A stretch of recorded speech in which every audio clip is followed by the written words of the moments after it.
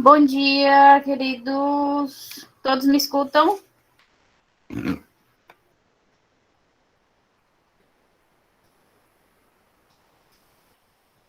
Ok, já vamos iniciar, certo?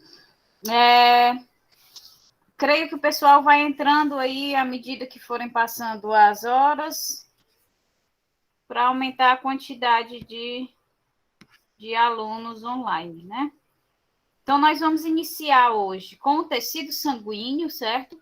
E como continuação do tecido sanguíneo, nós vamos ver o tecido hematopoético, que nada mais é do que o tecido responsável por sintetizar as células que vão compor aí o tecido sanguíneo, certo? Então, a gente vai começar pelo tecido sanguíneo, que é bem simples, não tem nenhuma complicação, ok?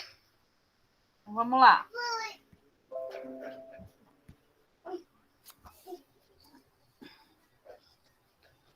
Tu já chegou, mulher. Não deu tempo nem de eu dizer bom dia, tu já veio para cá.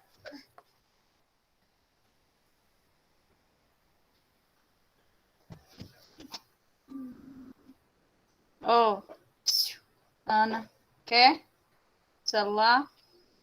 Vou ficar quietinha? Sim. Sim. Pois deixa eu ajeitar aqui.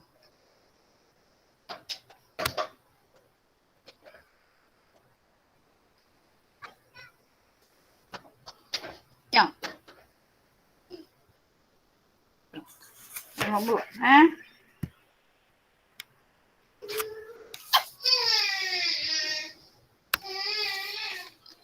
Então, como vocês já sabem, né, o tecido sanguíneo ele é um dos tecidos especiais que fazem parte aí do grupo do tecido conjuntivo, né? Então, com características de tecido conjuntivo, o que é que a gente tem? Células, né? Específicas daquele tecido e a matriz extracelular que compõe aquele tecido. Então, o tecido sanguíneo é um tipo de tecido conjuntivo líquido, certo? Por quê? Porque a gente sabe que o sangue ele é fluido, né? Mas dentro dessa fluidez do sangue, a gente tem a abundância de matriz extracelular, por isso que ele tem essa característica líquida, e temos ainda imerso nessa matriz extracelular uma grande variedade de células que nós vamos ver.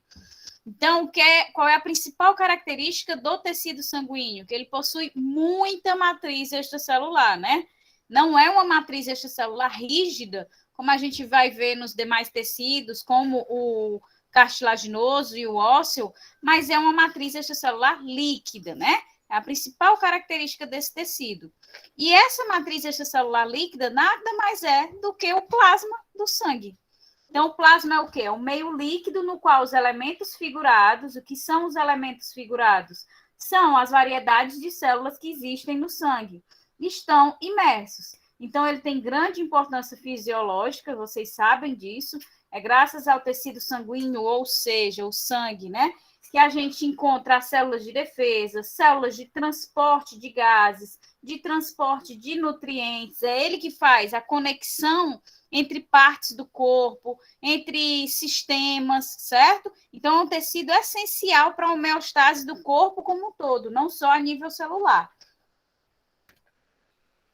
Então, o sangue ou o tecido sanguíneo, ele vai circular dentro de estruturas chamadas de vasos sanguíneos, compondo também, ou seja, fazendo parte do sistema cardiovascular.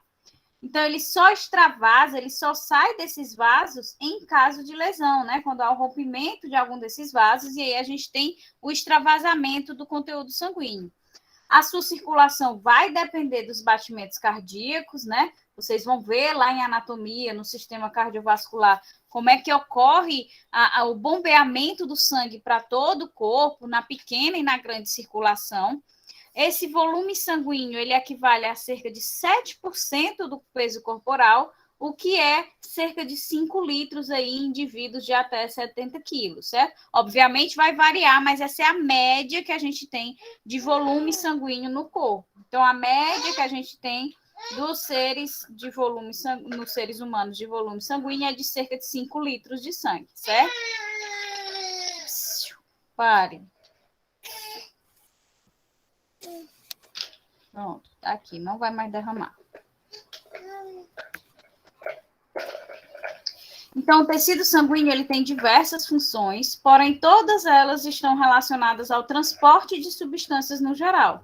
Especificamente, transporte de gases, né? É no tecido sanguíneo que a gente tem a circulação das hemácias, que vão aí transportar o oxigênio e o gás carbônico lá nos pulmões e até as células, né? Fazendo esse contato entre o sistema respiratório e o restante, cada pequena célula que existe no corpo. Então, esse contato ele é feito através do tecido sanguíneo, através do sangue.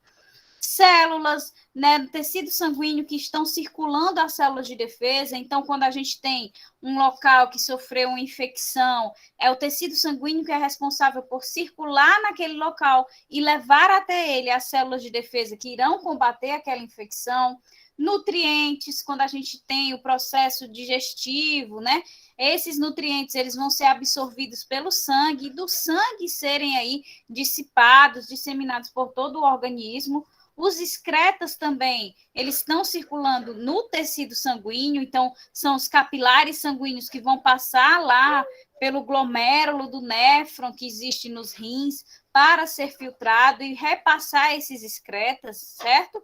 E também os hormônios, eles são liberados na corrente sanguínea, né? Então, a gente tem as glândulas endócrinas que vão secretar determinados hormônios que vão atuar em órgãos-alvos. E esses órgãos, eles vão receber esses hormônios através da circulação sanguínea. Então, a glândula endócrina secreta o hormônio, libera na corrente sanguínea, vocês vão ver no tecido epitelial glandular, que esse tecido que vai sintetizar uma glândula endócrina, ele tem que ficar associado a capilares sanguíneos, por quê?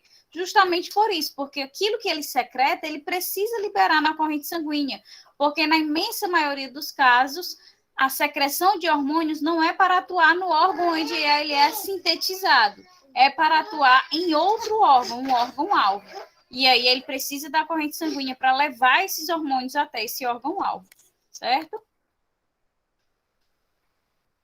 Então, a composição do tecido sanguíneo, né, do sangue, vai ser aí de aproximadamente 56% de plasma, ou seja, de matriz extracelular líquida, e 44% de células, ou seja, os elementos figurados que nós chamamos no sangue, certo? As células que compõem o sangue, nós chamamos de elementos figurados.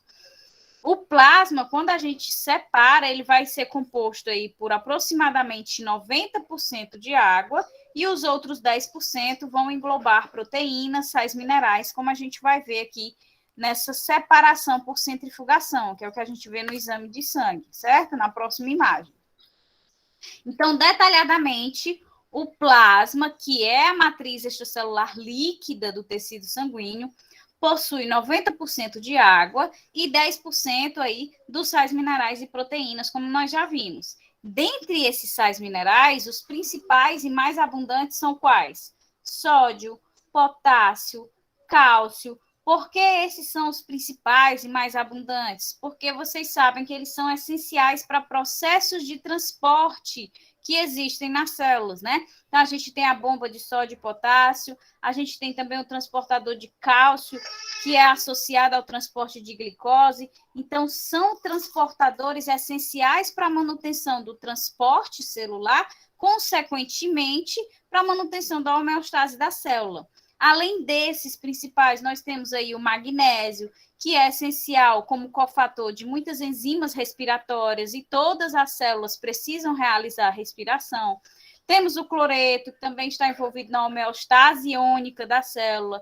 O HCO3-, né, que é o gás carbônico na sua forma iônica, que é justamente a forma que é liberada da respiração, em vez de ser liberado CO2, ele vai ser convertido nessa forma iônica, que ele pode circular aí na corrente sanguínea. Então, esses são os principais sais que a gente encontra na nossa corrente sanguínea, no nosso tecido sanguíneo. Dentre as proteínas, a gente vai ter aí como principais a albumina, o fibrinogênio, vocês vão ver já lá no final da aula.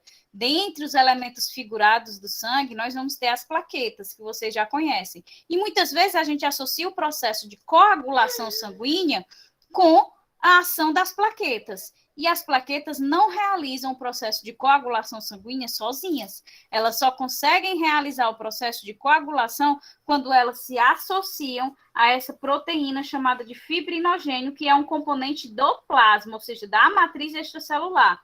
Então, esse fibrinogênio ele vai atuar junto às plaquetas na coagulação sanguínea, certo? São eles dois que, unindo-se, vão formar a fibra plaquetária, que vai formar o coágulo que impede ali a continuação da hemorragia. E também vamos ter a presença da proteína imunoglobulina, que nada mais são que os anticorpos. Então, a gente vai ter as imunoglobulinas da classe M, da classe G, da classe D, certo? Que são as proteínas de defesa. O plasma, ele envolve a parte líquida mais o fibrinogênio, certo? A gente vai já ver na imagem que eu mencionei a vocês, do exame, quando a gente tem a separação do plasma e ainda a separação entre o plasma e o fibrinogênio, que é uma proteína de alta densidade e alto tamanho. Obrigada, amor. Queria mesmo. Fandangos, muito obrigada. Então, determinados exames sanguíneos, eles necessitam apenas do soro sanguíneo, e que consiste na parte líquida do plasma sem o fibrinogênio. Então, vamos lá. Então, aqui a gente tem, ó, uma amostra de sangue, né, do exame de sangue, e aí a gente realiza o primeiro processo de separação entre a matriz extracelular líquida, que é o plasma, e os elementos figurados do sangue. E aqui a gente já vê aquela composição que nós falamos anteriormente. Cerca de 56% da composição do sangue vai ser aí referente ao plasma, ou seja, a matriz extracelular líquida do sangue, e cerca de 44% vai corresponder aos elementos figurados, ou seja, as células que estão presentes no tecido sanguíneo, certo? Mas muitos exames, eles requerem apenas o soro sanguíneo. E o que é o soro sanguíneo? É a gente pegar esse sobrenadante aqui, ou seja, esse plasma, né? Retirar ele e submetê-lo a uma centrifugação, certo? Então, a gente tem aqui a amostra de sangue já centrifugada, aqui os elementos figurados e aqui o plasma. Então, a gente pega esse plasma e passa por um novo processo de centrifugação. Para quê? Para conseguir precipitar as proteínas de fibrinogênio. Então, quando a gente consegue fazer essa precipitação do fibrinogênio, a gente deposita ele aqui embaixo e consegue retirar apenas o soro sanguíneo, que nada mais é do que o plasma sem o fibrinogênio, sem esse coágulo proteico aqui, certo? Então, aqui, só para ficar mais explícito para vocês, a porcentagem de matriz extracelular, que é cerca de 56%, e de elementos figurados, que é cerca de 44%, e exemplificando para vocês o que é o soro sanguíneo, que nada mais é que o plasma sem o fibrinogênio, ok? Mas e a composição geral desse plasma, né? Então, como a gente já viu, 90% é de água e 10% é de outros componentes. Então, a gente vê que a predominância, né, de água nesse plasma sanguíneo, e os outros 10% a gente vai identificar aqui, ó. Cerca de 7% é composto por proteínas, e aí nós vimos a albumina, né? As globulinas, que incluem as imunoglobulinas, que são os anticorpos. Temos a protrombina, temos proteínas do sistema do complemento, que é um sistema de defesa do nosso sistema imune, e temos o fibrinogênio, certo? Que é a proteína maior, mais densa, que por isso que precisa ser removida para formar aí o soro sanguíneo quando a gente vai fazer um exame de sangue. Meu amor, não feche não, porque senão vai ficar muito escuro. Não fecha, Ana Clara.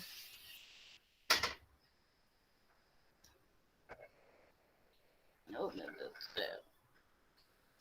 É difícil, gente. Tem que ter muita paciência. Mãe, liga a luz aí, por favor. Aí a gente vê aqui que cerca de 2% equivalem aqui a aminoácidos, vitaminas, hormônios e a glicose, né? Porque quando a gente se alimenta, o alimento vai ser aí, em sua maior parte, convertido em glicose, que vai aí sinalizar para a secreção dos hormônios, seja a insulina ou glucagon, dependendo de aumento ou redução, né, da concentração de glicose no sangue. Então, esses 2% restantes vão equivaler aqui a essas estruturas, a essas moléculas. E 1% vai se referir aos sais inorgânicos, aqueles lá que a gente viu que são os principais e mais abundantes. Existem outros, professor? É óbvio que existem outros sais, mas os que predominam, porque a gente já vê que é uma pequena parcela, né? 1% é que a composição do plasma vai ser de sais. E dentro desse 1%, a gente vai ter uma imensa maioria lá de sódio, potássio, cálcio, magnésio, cloreto e o gás carbônico na sua forma iônica, né? Aí, como curiosidade, é importante que vocês saibam que o plasma sanguíneo está diretamente relacionado com a nossa pressão arterial, certo? Quanto maior o volume de plasma no nosso sangue, maior vai ser a pressão arterial, ou seja, hipertensão, né? E quanto menor o volume de plasma no nosso sangue, menor a pressão arterial e hipotensão. Isso ocorre por quê? Então, vamos lá dar um exemplo para que vocês consigam fazer essa associação.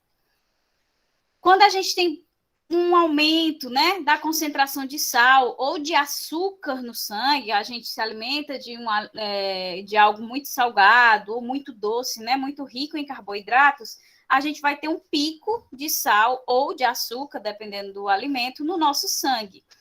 Isso faz com que o sangue precise puxar das nossas células água, né, para manter a homeostase ali, né, o equilíbrio iônico dentro desse sangue. Então, quando a gente tem esse pico de aumento de concentração, puxa a água das células para voltar e volta dos vasos por osmose, né? Para manter o meio isotônico. Então, isso aumenta o quê? Muito o volume sanguíneo. Então, quando a gente tem um aumento da concentração de sal ou aumento da concentração de açúcar, o sangue puxa a água das células ao redor para manter o meio isotônico. Puxando essa água, consequentemente, vai acontecer o quê? Um aumento do volume. Então, aumentando esse volume, a gente vai ter um aumento da pressão arterial. Por quê? Porque o coração ele vai precisar contrair de uma forma muito mais forte, muito mais vigorosa, para bombear aquela quantidade bem maior de sangue, né? Um volume maior de sangue que ele vai precisar bombear, certo? Da mesma forma, é o inverso. Se eu vou ter uma redução aí, se as células absorveram muito sal ou muito açúcar, elas vão puxar do sangue a água, né, para manter o seu equilíbrio isotônico. Então, quando elas puxam a água do sangue, elas reduzem o volume sanguíneo. Consequentemente, o coração não vai precisar de uma força tão grande, de uma contração tão vigorosa para bombear uma quantidade, de um volume de sangue muito menor. Então, isso reduz aquela pressão. Então, o volume está diretamente associado com o vigor que o coração vai precisar atuar para bombear aquele sangue de forma mais vigorosa ou menos vigorosa. Ou seja, está associado à nossa pressão arterial, o volume sanguíneo, que é a parte do plasma, né? Porque volume é a parte líquida e a parte líquida é o plasma, que é a matriz extracelular líquida do tecido sanguíneo, ok? E quais são os elementos figurados, né? A gente descreveu bem aí a matriz extracelular líquida do tecido sanguíneo, e agora a gente vai adentrar na parte das células, ou seja, dos elementos figurados desse tecido sanguíneo.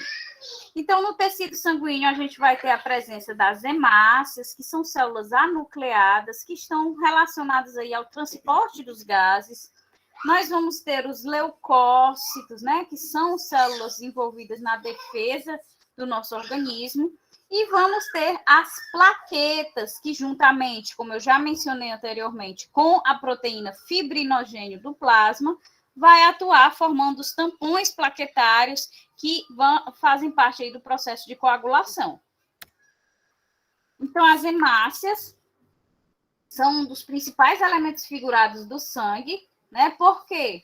Porque elas são as células responsáveis pelo transporte das moléculas de oxigênio. Elas são células anucleadas. Por que elas não possuem esse núcleo? Porque se tivesse núcleo, o núcleo ocuparia o espaço que as moléculas de oxigênio poderiam ocupar. Então, ela, ao longo da evolução, ela se manteve nesse formato justamente para otimizar o espaço para as moléculas de oxigênio. Porque o núcleo, vocês sabem, numa célula eucariótica, ele ocupa muito espaço, né? Ele é grande, ele tem material genético, ele tem nucleolo e etc., vários outros componentes dentro do núcleo que vão aí ocupar um espaço muito grande que poderia estar sendo ocupado pelas moléculas de oxigênio.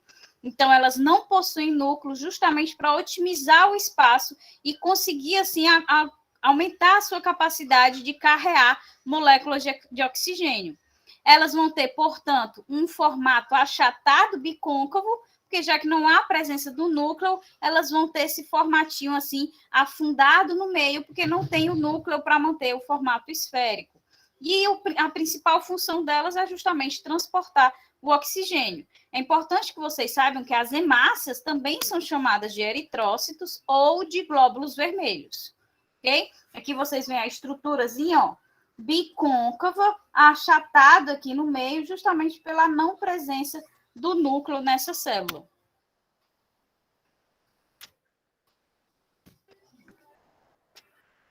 Dentro das hemácias, né, aí vocês devem se perguntar, como as hemácias conseguem carregar essas moléculas de oxigênio? Então, elas têm essa capacidade porque dentro delas existem diversas, certo? Várias proteínas chamadas de hemoglobinas. As hemoglobinas são as proteínas responsáveis pela coloração das hemácias. As hemácias são vermelhas graças às hemoglobinas, que são proteínas ricas em ferro, que aí confere essa coloração avermelhada às proteínas, consequentemente, como elas são muito abundantes nas hemácias, confere a cor avermelhada a essas células. Então, essas proteínas, elas são vermelhas, né? E vai conferir a cor vermelha do nosso sangue, porque as hemácias são as células predominantes, os elementos predominantes dentro do sangue. Então, por isso que o sangue tem a cor vermelha, devido às hemácias. As hemácias têm a cor vermelha devido a quê? Devido às hemoglobinas que ela carrega. E as hemoglobinas têm a cor vermelha por quê? Devido aos íons ferro que elas têm imerso na sua estrutura. Essas proteínas, elas têm uma estrutura quaternária, certo? Ou seja, é formada aí por 4 cadeias de proteínas que tem o cofator central, que é esse íon ferro, no estado iônico 2+, que é chamado de grupo M, certo? Então, esse ferro vai se ligar ao oxigênio e ao gás carbônico, prendendo-os à hemoglobina e assim à hemácia. Então, ela consegue carregar uma infinidade de moléculas de oxigênio graças a essas proteínas hemoglobinas. Essas proteínas ficam imersas dentro da hemácia e o íon ferro que cada uma contém, o grupo M que cada uma contém, consegue se ligar fortemente ao oxigênio e ao gás carbônico. Consequentemente, através dessa estruturação, as hemácias conseguem carregar as moléculas de oxigênio e de gás carbônico. Então, vocês veem aqui a estrutura quaternária, ó. São 4 estruturas terciárias juntas, formando a estrutura quaternária da hemoglobina. E no centro de cada uma, a gente tem o grupo ferro. Quando nós temos 4 grupamentos de ferro, formam uma estrutura chamada de M, certo? Então, esse grupamento M é quem vai se ligar, aqui, ó, vocês veem a estrutura, esse grupamento aqui é quem vai se ligar ao oxigênio e ao gás carbônico, que ele consegue se ligar fortemente a esses gases. E aí a hemácia consegue realizar o processo de transporte desses gases. As hemoglobinas, elas vão poder ser aí normais, né? E vão poder ser também anormais, quando é o caso que a gente vê da anemia falciforme, né? Que é uma deficiência genética. Então, vamos lá. Dentro das hemoglobinas normais, nós temos 2 tipos principais. 3, na verdade, né? A gente tem nos adultos a hemoglobina do tipo A1, que vai ser predominante, ela tem cerca de 97% das hemoglobinas são do tipo A1, e também vamos ter do tipo A2, que vai ser cerca de 2% da hemoglobina de um adulto, certo? Então, o adulto tem tanto a hemoglobina do tipo A1 como a do tipo A2, só que a que predomina é a do tipo A1, certo? E nós temos também, dentro das hemácias normais, né, das hemoglobinas normais, a hemoglobina fetal, que só vai existir aí em fetos e vai ter uma quantidade muito baixa ou praticamente inexistente em adultos. Então, nos fetos, né, que estão em desenvolvimento na barriga da mãe, ela vai ser as hemácias que vai formar o tecido sanguíneo dos fetos. E aí, à medida que o bebê nasce, né, e vai sintetizando novas hemácias e etc., vai retirando, vai removendo essa hemoglobina fetal e convertendo aqui na hemoglobina do tipo A1 e A2. E a maioria dos adultos permanece apenas com cerca de 1% da sua hemoglobina do tipo da hemoglobina fetal, ok? E dentro das hemácias, das hemoglobinas anormais, né? Aqui no caso, daqui é o caso das hemácias diretamente, né? Então, aqui a gente vê as hemoglobinas que formam as hemácias, né? Os tipos dela. E aqui as hemácias anormais são aquelas hemácias que têm um formato disforme, né? Então, a anemia falciforme nada mais é do que uma mutação, certo? No gene que vai sintetizar a hemoglobina, ok? E essa mutação nas proteínas hemoglobinas causam uma modificação na morfologia das hemácias. Então, as hemácias, em vez de ter uma célula redonda com um meio bicôncavo afundado, elas vão ter um formato de foice, certo? E, além disso, elas também vão ter uma vida curta e vão causar anemia. Por quê? Porque, como elas não têm o formato ideal, elas não conseguem carregar a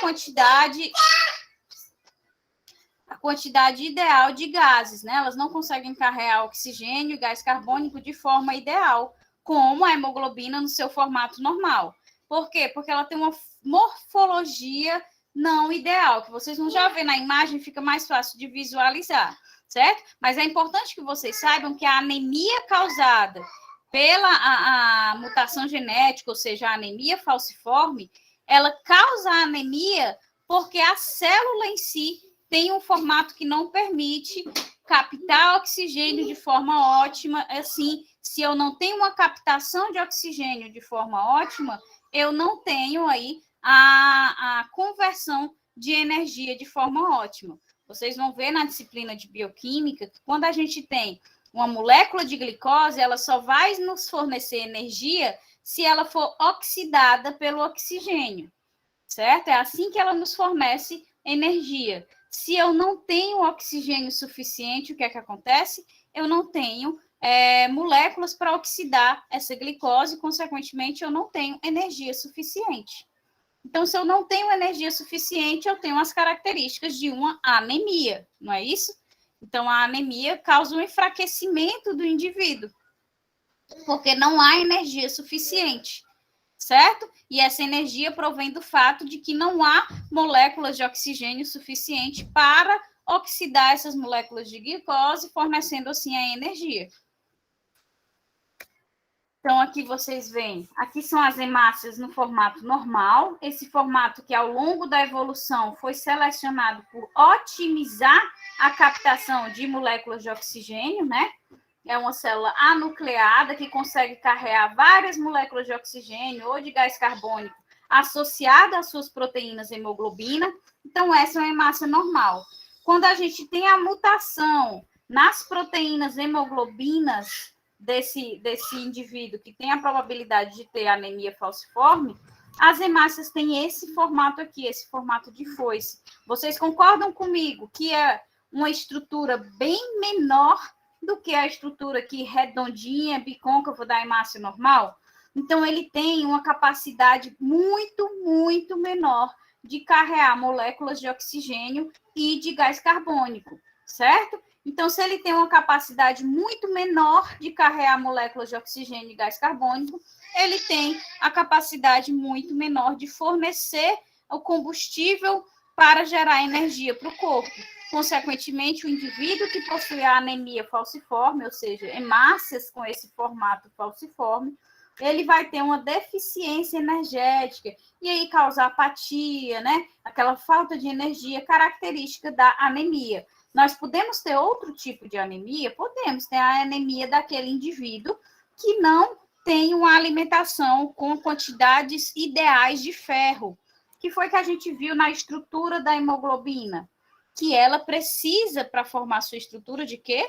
De ferro, né? O ferro que, de fato, se liga ao oxigênio e ao gás carbônico dentro da hemoglobina.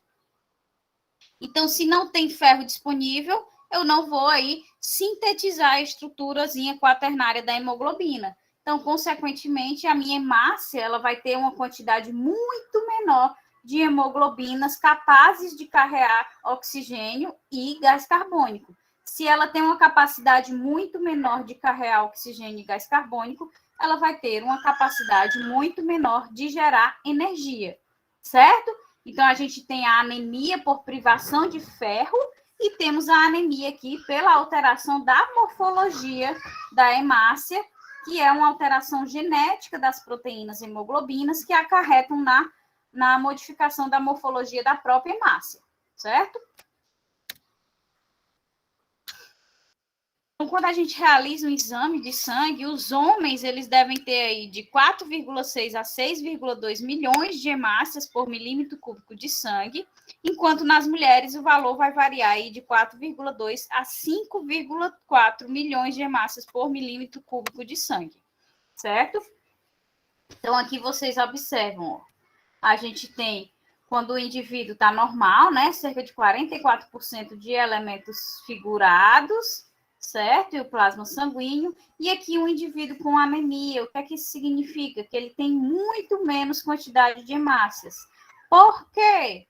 Ou essa quantidade pequena é porque quando a gente separa da anemia falciforme, como elas são estruturas bem menores, vai dar uma quantidade menor, né? Então, pode ser a anemia devido à alteração genética, ou pode ser a anemia porque a hemácia não consegue se sintetizar, se formar, porque não há hemoglobina suficiente para formá-la. Por quê? Porque a hemoglobina só se forma na sua estrutura funcional se tiver o ferro. Se não há ferro disponível, a hemoglobina não vai se formar. Não havendo hemoglobina, não se forma a hemácia, né?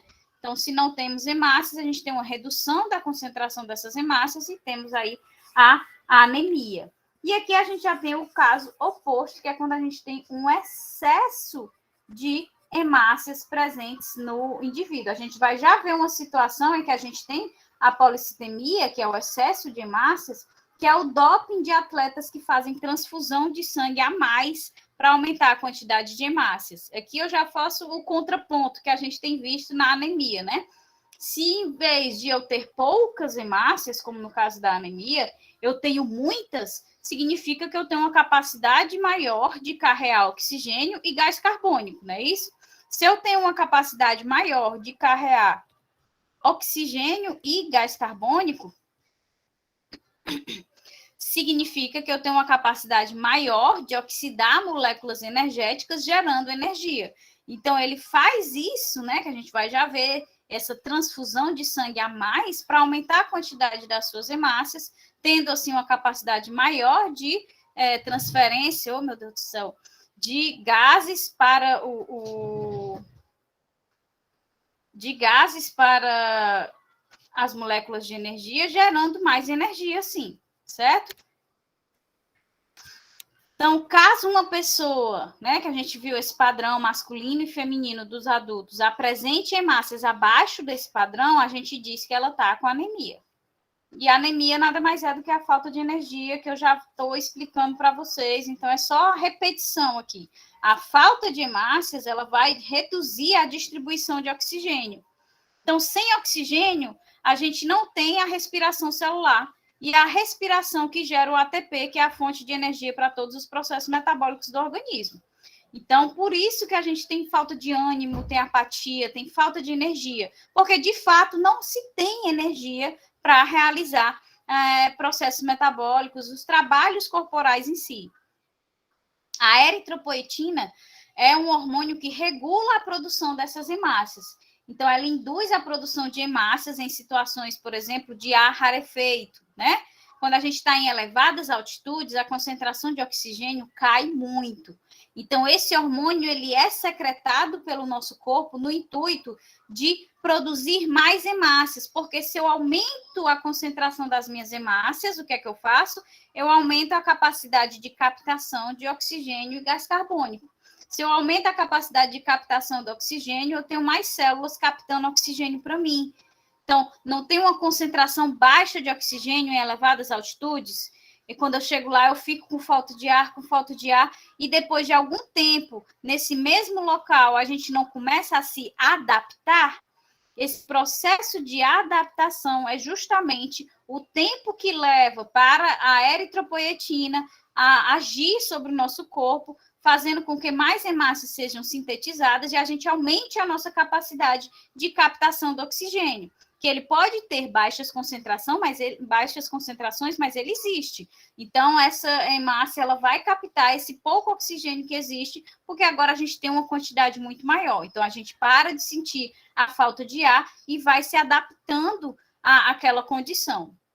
Esse processo de síntese de hemácias, né, a renovação das nossas hemácias, independente de altitude, etc., no nosso corpo mesmo, no dia a dia aqui, a renovação das nossas hemácias leva um ciclo de cerca de 120 dias. Então, a cada 120 dias, a gente tem uma renovação da síntese das nossas hemácias, certo?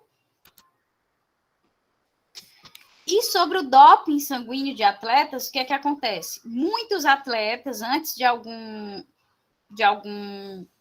alguma competição e etc., eles retiram, né, fazem a remoção de meio litro, de 1 litro de sangue, para que sejam produzidas mais hemácias sejam produzidas mais hemácias, né? Quando a gente faz a transfusão sanguínea, por exemplo, na doação, quando a gente remove aquele meio litro e tira, o nosso corpo sinaliza que a gente precisa produzir mais hemácias, certo?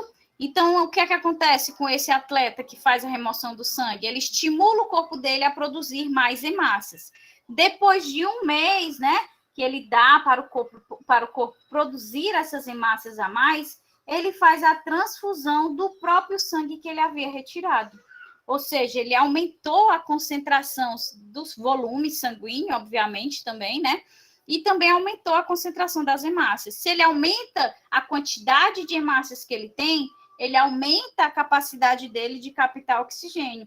Se ele aumenta a capacidade dele de captar oxigênio, ele aumenta a capacidade de oxidar moléculas energéticas, ou seja, de obter energia. Então, ele consegue obter energia de uma forma bem mais eficiente, porque ele tem aí o aumento da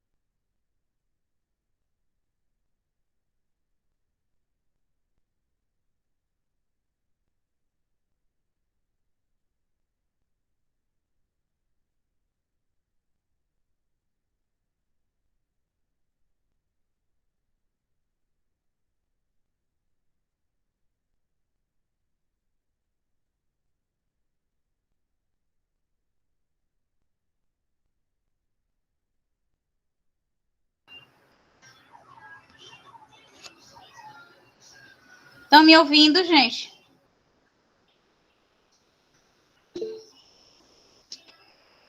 Então, vamos lá. Me digam aí onde foi que eu... Qual foi a última coisa que vocês ouviram?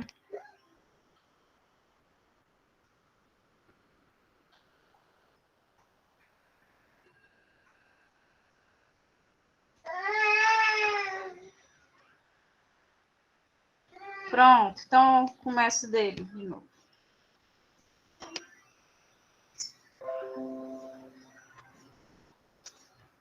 Ok. Show.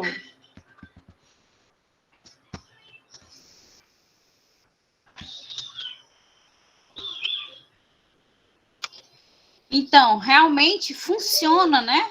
Ele retirar o sangue para induzir o corpo a produzir mais hemácias e depois injetar o próprio sangue depois de algum tempo. E realmente ele vai ter um aumento dessa quantidade, dessa concentração de hemácias no corpo dele. Tendo uma quantidade maior de hemácias, ele aumenta a capacidade dele de captar gases. Se ele consegue captar mais oxigênio, ele consegue gerar mais energia, não é isso? Então, de fato, funciona. Só que qual é o contrabalanço aí? Vocês viram no início da aula, quando a gente tem um aumento do volume sanguíneo, a gente tem diretamente o aumento da pressão arterial. Então, ele pode ter problemas... Só um minuto. Pega aqui ele, que ele está escalando. Ele pode ter problemas no coração, né? Não, mamãe, não foi pra você, não, gordinho. Dá ele pra mamãe. Pode deixar ele lá no chão, que ela vai pegar. Oh, meu Deus do céu. Então, é isso que acontece. Ele consegue otimizar a sua capacidade de gerar energia, mas ele tem o problema aí de ter um aumento muito grande da pressão arterial, porque ele aumentou o volume sanguíneo de forma substancial, injetando mais sangue no corpo. E os leucócitos? Os leucócitos, eles também são chamados de glóbulos brancos, certo? Então, outras células sanguíneas são esses glóbulos brancos, que eles são as células agora de defesa do nosso organismo. Então, eles vão atuar combatendo parasitas, bactérias, vírus, processos alérgicos. Em um adulto normal, a gente tem aí a quantidade de cerca de 4.500 a 11.500 leucócitos por microlitro de sangue, né? Então, é uma quantidade realmente muito grande. Quando a gente tem um aumento dessa concentração, é chamado de leucocitose, e quando a gente tem uma diminuição, é chamado de leucopenia. Eles vão ser divididos em dois grupos, os leucócitos granulados e os agranulados, ou seja, que não tem grânulos. Especificamente são chamados de agranulócitos e os granulócitos. Então, aqui vocês conseguem ver essa separação. Os leucócitos, que são essas células de defesa, divididos em granulócitos, ou seja, que vão possuir grânulos no seu interior, e os agranulócitos, que não possuem grânulos no seu interior, que a gente visualiza no microscópio. Então, dentro dos granulócitos, a gente vai ver os neutrófilos, os basófilos e os eosinófilos, e dentro dos agranulócitos, nós vamos ver os linfócitos e os monócitos, que nada mais são do que os precursores dos macrófagos, certo?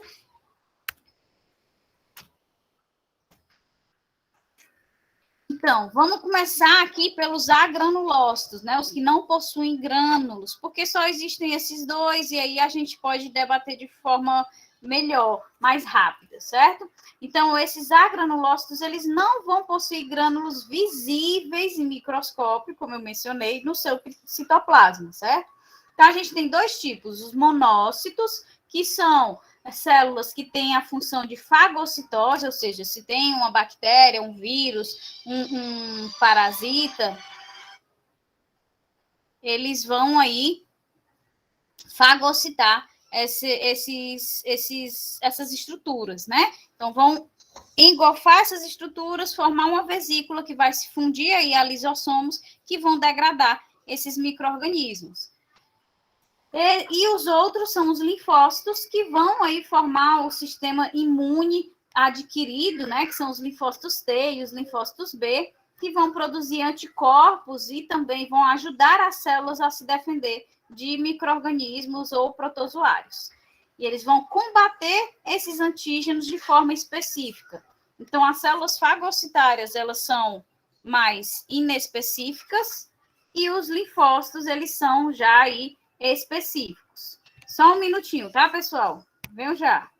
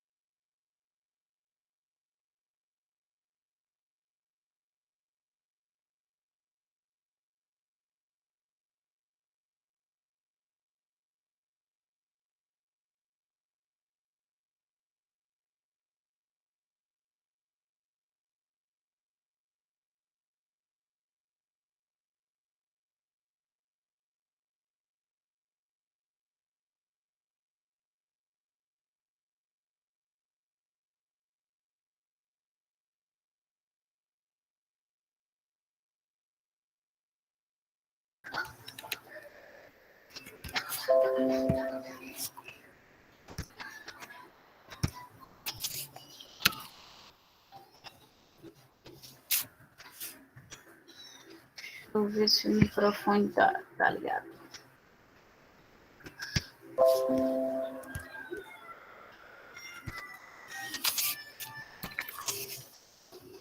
Pronto. Então, é importante que vocês saibam, por exemplo, que o monócito, que é o precursor do macrófago, ele possui grânulos no seu citoplasma, né? Que são justamente os lisossomos responsáveis por degradar os micro-organismos. Então, são os lisossomos que contêm as enzimas hidrolíticas, né? Que a gente viu na nossa primeira aula, que vão se juntar lá à vesícula que fagocitou o micro-organismo e vão degradá-lo. Só que esses grânulos, esses lisossomos, eles não são visualizados no microscópio. Então, por isso que eles são diferenciados dos granulócitos, certo? E os linfócitos, realmente, eles não possuem esses grânulos também de forma visível. E os linfócitos, eles são células esféricas que têm como função defender o organismo, certo? Eles vão fazer parte da imunidade adquirida, ou seja, é aquela em que a gente é exposto e desenvolve uma resposta específica para aquela infecção, para aquele momento. Então, ele possui um tempo de vida variável, mas quando ele é sintetizado, ele vai produzir linfócitos T de memória ou linfócitos B de memória. Então, é ele que confere a memória imunológica a gente. Então, é a partir da ação dos linfócitos T e dos linfócitos B que a gente vai ter aí a geração de anticorpos específicos, linfócitos T específicos para determinada doença, que é o objetivo de quê? Por exemplo, de uma vacina, né? Então, quando a gente é vacinado com algum vírus atenuado, alguma outra estrutura de alguma doença específica atenuada, a gente vai desenvolver uma resposta específica para, através dos linfócitos T e dos linfócitos B, e vamos desenvolver uma memória. Então, essa memória imunológica é graças aos linfócitos, seja os linfócitos T, que ajudam as células a combater uma infecção, seja os linfócitos B, que são aqueles que secretam os anticorpos. Então, é como vocês veem aqui, né? Linfócitos B são aqueles que vão se diferenciar até uma estrutura que vai secretar os anticorpos na corrente sanguínea, e os linfócitos T, eles têm funções variadas, que vocês vão ver lá em imunologia, certo? Os monócitos, que são os precursores dos macrófagos, vão fazer a fagocitose de micro-organismos. Eles vão ter um núcleo ovoide, né, em forma de rim ou de ferradura, e vão se apresentar em fase de maturação quando atravessam os vasos sanguíneos, aí eles se diferenciam em macrófagos. Então, eles são sintetizados lá na medula e quando atravessam os vasos sanguíneos, eles se diferenciam em macrófagos, que vai fazer parte da imunidade inata. O que significa a imunidade inata? Nós vimos agora que os linfócitos fazem parte da imunidade adquirida, ou seja, é aquela que nós precisamos ser expostos para que ele desenvolva uma resposta específica para aquele micro-organismo. No caso da imunidade inata, da qual os monócitos, que são células fagocitárias, fazem parte, ela já existe no nosso corpo pronta, né? Ela vai sempre atuar da mesma forma para qualquer tipo de infecção. Então, ela não é tão específica, né? Porque ela sempre vai responder da mesma maneira.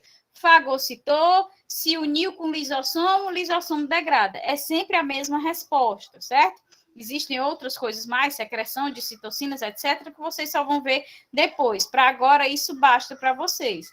Mas ela tem essa resposta mais inespecífica, mais geral, e já está pronta. No momento em que ela tem o contato com o micro-organismo, ela responde já dessa maneira. Enquanto os linfócitos, não. Eles vão lá passar por um processo de reconhecimento, e aí vão desenvolver a resposta específica para aquele micro-organismo, vão gerar memória, é assim que funciona para a imunidade adquirida, enquanto para a inata ela vai atuar sempre assim, fagocitou e aí degradou o micro-organismo, sempre da mesma forma e de forma imediata, certo? E dentro dos granulócitos, né, que já são aqueles em que a gente consegue observar esses grânulos no microscópio. Então, essas células elas vão ter vários grânulos que são visíveis a microscópio no seu citoplasma. Então, a gente tem 3 tipos que a gente viu lá naquela tabelinha. Os neutrófilos, que têm principalmente a função fagocitária, fazendo parte da primeira linha de defesa do organismo na imunidade inata. A gente tem, formando esse neutrófilo, um núcleo que vai ter aí de 2 a 5 lóbulos. O de 3 é o mais comum, mas a gente pode sim possuir mais. A gente vê aqui, ó, 4 lóbulos dentro desses neutrófilos, mas quando a gente tem aqui 3, é o mais comum de ser identificado para um neutrófilo. Os grânulos nada mais são do que os lisossomos, né, que vão ajudar na degradação. Aqui vocês veem, ó, o que são os neutrófilos? Eles têm a função fagocitária. Então, eles fagocitam o micro-organismo e aí esses lisossomos vão se fundir com essa vesícula fagocítica e vai degradar esses micro-organismos, certo? Então, esses lisossomos, eles vão compor aí esses neutrófilos, perdão, vão compor cerca de 60% a 70% do total de leucócitos, ou seja, incluindo agranulócitos e granulócitos, eles são os predominantes dentro dos leucócitos, ou seja, dos glóbulos brancos. Então, eles são a principal célula de atuação na defesa ali do nosso organismo. Vocês vão ver lá em imunologia por que isso acontece, né? Por que eles têm essa quantidade maior, que eles se auto-eliminam para eliminar juntamente com eles os micro-organismos. Então, eles se matam, vamos colocar assim, né, para ajudar a gente a se recuperar de uma infecção por determinado micro-organismo. Temos também dentro dos granulócitos os eosinófilos, que eles têm a atuação principal contra os parasitas, ou seja, os vermes, né, que causam as verminoses. Também são células fagocitárias que têm um papel na limitação da inflamação, ou seja, o processo inflamatório que vai causar o edema, né, a vermelhidão e a dor, ele tem um papel de limitação, ele limita esse processo inflamatório para que ele não se torne crônico, para que ele não se torne tão extenso, causando edema e dor muito extrema ao indivíduo. Então, ele vai ter um núcleo formado aí por 2 lóbulos, né? Bem característico, diferente dos neutrófilos, que pode variar de 2 até 5. Então, nos eosinófilos, a gente tem apenas 2 lóbulos. São bem menos numerosos, ó, de 1 a 3% do total de leucócitos. E os seus grânulos, como vocês já visualizam aqui, eles são bem maiores do que os dos neutrófilos, né? esses eosinófilos, eles vão ter a função de fagocitar e digerir complexos antígeno e anticorpos que aparecem em casos de alergia, certo? Eles são atraídos para o local da alergia pelas histaminas que são liberadas pelos mastócitos. Então, vamos aqui. Quando a gente tem um processo alérgico, né? Eu levei uma picada de uma formiga e eu tenho alergia. No local em que eu estou tendo a reação alérgica, existem células chamadas de mastócitos. Essas células, elas liberam uma substância chamada de histamina, que é um vasodilatador. Então, por isso que a gente começa a ter um inchaço, né? Se é vasodilatador, dilata o vaso sanguíneo, aumentando o volume sanguíneo. Então, há o extravasamento também de sangue, por isso a vermelhidão. Então, a gente começa a ter o inchaço e a vermelhidão. Com isso, essas histaminas atraem os eosinófilos para o local da resposta alérgica. Então, os anticorpos que vão se ligar ao alérgeno, né, bloqueando esse alérgeno, formam esses complexos. Então, os eosinófilos, eles se dirigem a este local justamente para fagocitar esses complexos que são formados e aí os destruindo para ir reduzindo essa resposta alérgica. Consequentemente, se ele reduz a resposta alérgica, a resposta de hipersensibilidade, ele vai reduzir a inflamação no local. Então, ele ajuda a controlar esse processo inflamatório para que ele não fique muito extenso. Também eles vão atuar, além da resposta alérgica, vão atuar na defesa contra os vermes, né?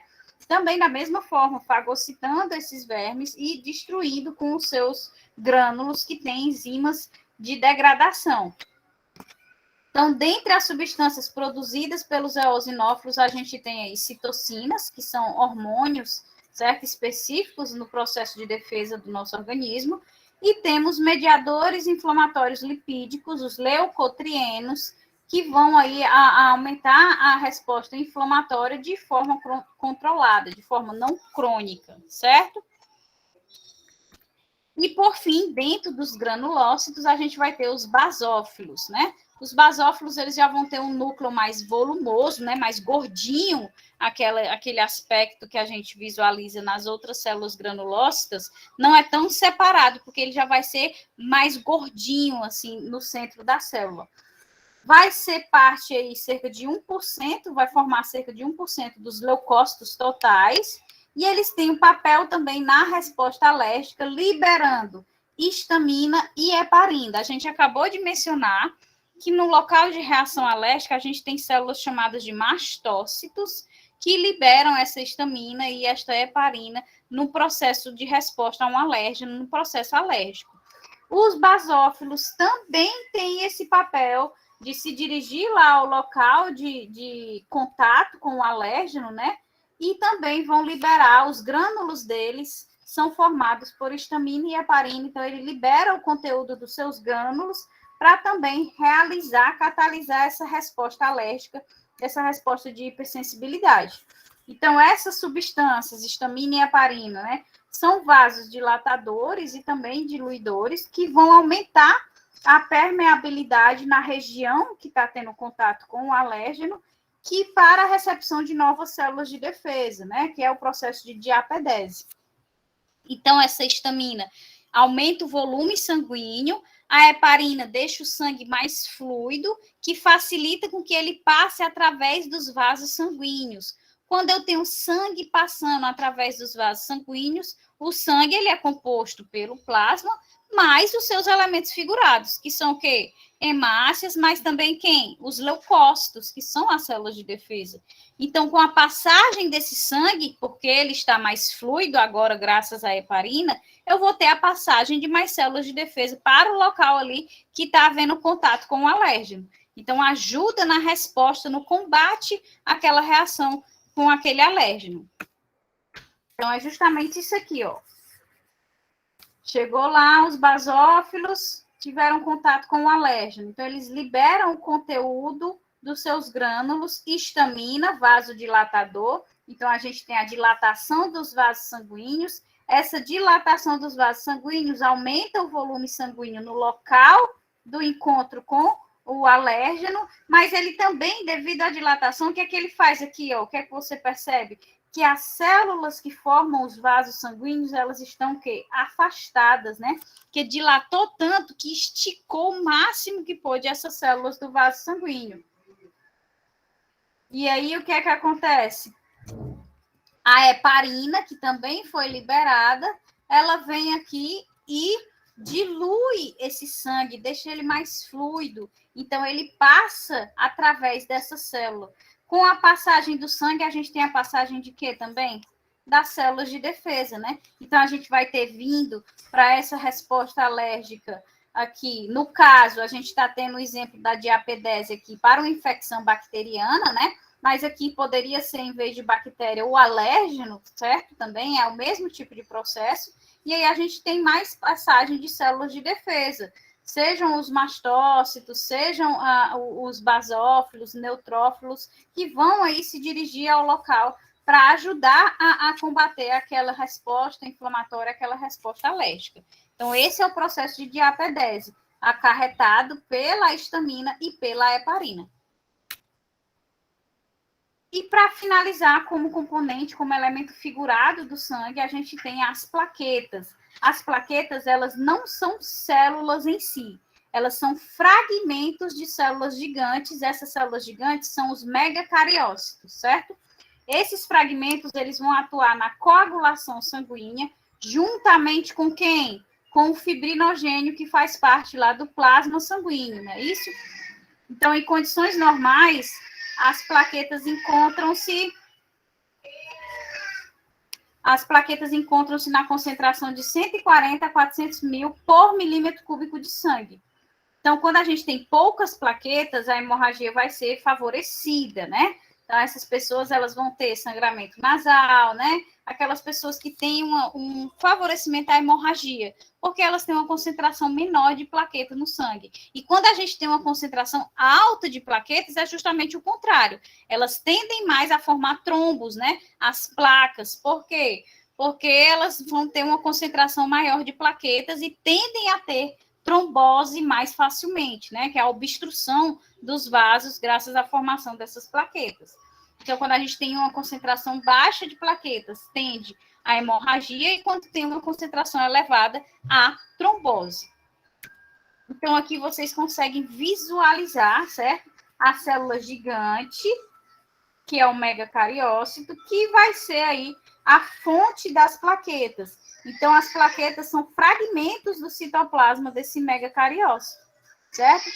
Então, essas plaquetas, vocês veem aqui, esses são os megacariócitos, certo? Que são células gigantes. E esse citoplasma, ele vai se degradar, formando esses fragmentos, que são as plaquetas, certo? E aí, o que é que acontece aqui?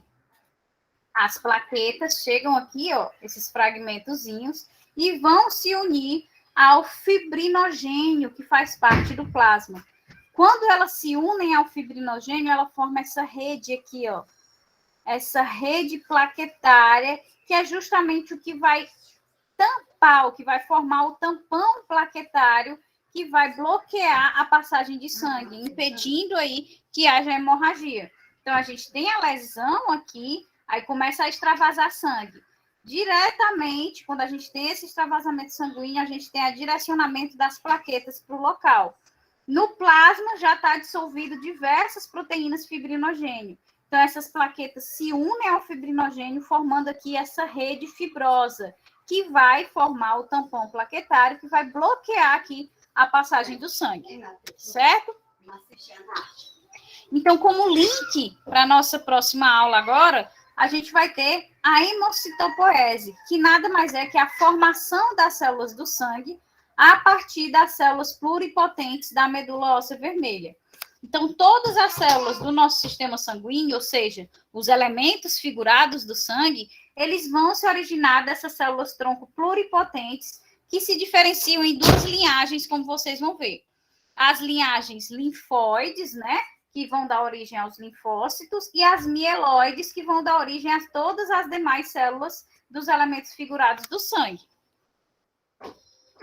Então, a gente tem algumas fases dessa hemocitopoese que a gente vai ver agora no tecido hematopoético na próxima aula. Então, a gente tem o período mesoblástico da hemocitopoese, que é a síntese dos elementos figurados do sangue. Então, esse período mesoblástico equivale à síntese desses elementos figurados que se inicia no saco vitelínico, a partir de 16 a 19 dias, né, de formação do embrião, e vai terminar entre a 10ª e a 12ª semana de gestação, ou seja, essa primeira fase da síntese dos elementos figurados, ela acontece exclusivamente no feto, no início da gestação. Depois, a gente tem o período hepático, que vai se iniciar a partir de 5 semanas e vai predominar, né, a sua síntese a partir do 3º mês até o 6º mês de gestação. E esse período hepático é quando passa de sintetizar do saco vitelínico e passa a ser sintetizado os elementos figurados no fígado, certo? E o último período é o período ósseo, né? Especificamente da medula óssea que fica dentro ali do osso, que vai a partir do 4º e ao 5º mês iniciar e predomina a partir do 6º mês a síntese dos elementos figurados do sangue até depois do nascimento, até a nossa fase adulta. Então, a gente começa a produzir as células do nosso sangue no saco vitelínico até o 3º mês de gestação. Depois, a partir do 3º mês, a gente começa a sintetizar esses elementos figurados no fígado. E a partir do 6º mês, a gente começa a sintetizar esses elementos figurados na medula óssea. E aí permanece até o fim da nossa vida, sendo sintetizados esses elementos figurados na medula óssea. Ou seja, a renovação das nossas hemácias a cada 120 dias ocorre na medula óssea, né? E aí até o final da nossa vida, certo? A gente vai dar uma pausa agora para a gente começar o tecido hematopoético.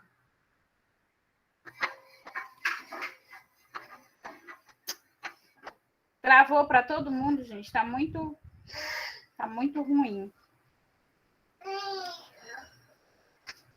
Aí tem prego.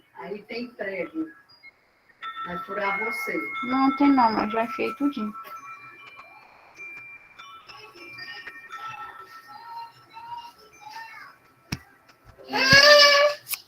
Pessoal, tudo certo? Podemos dar o nosso intervalo para começar o tecido hematopoético? Então, vamos lá. Vou parar agora. Quando for 9 horas, a gente começa o tecido hematopoético, certo? Meu amor, espere 1 minuto, por favor. Tá certo. Ok? 9 horas a gente volta, tá? Até já, pessoal.